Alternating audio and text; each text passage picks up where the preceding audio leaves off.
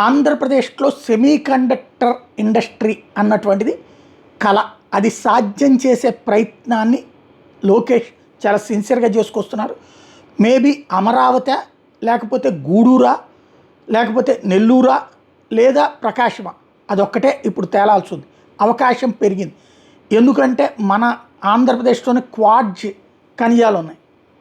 అవి semi conductor చిప్స్లో కీలకమైంది. అట్లాగే ఇసుకతో పాటు ఉండే బుసక, దాంట్లో దొరికేటటువంటి ఖనిజం కూడా ఈ సెమీ కండక్టర్ చిప్స్లో కీలకమైనటువంటి.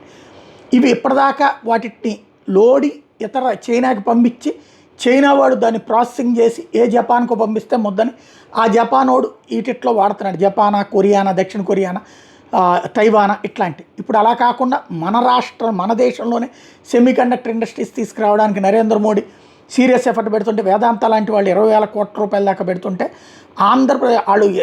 ఆంధ్రప్రదేశ్లో 90,000 కోట్లు పెట్టి ఇండస్ట్రీ పెట్టేందుకు ఒకటి రెడీ అవుతుంది అన్నటువంటి పాయింట్ ప్రధానంగా చర్చకు వస్తుంది. ఒక కంపెనీ ఆంధ్రాకి రెడీ అవుతుంది అన్నటువంటిది.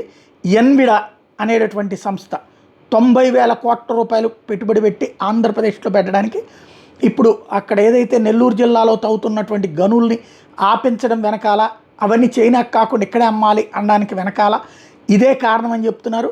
వాస్తవంగా ఈ సెల్ ఫోన్లకు కానీ, కంప్యూటర్లకు కానీ, డెస్క్టాప్లకు కానీ వీటన్నిటికీ వాడేటటువంటిది ఇదే. వాషింగ్ మెషిన్కి సంబంధించి అన్నిటికీ కూడా క్వాడ్జ్ మెటీరియల్ ఉండాల్సినటువంటి దశలో అదే వాటికి సంబంధించి సెమీ కండక్టర్ చిప్స్లో ఇది జరగాల్సినటువంటి నేపథ్యంలో వస్తున్నటువంటి పాయింట్.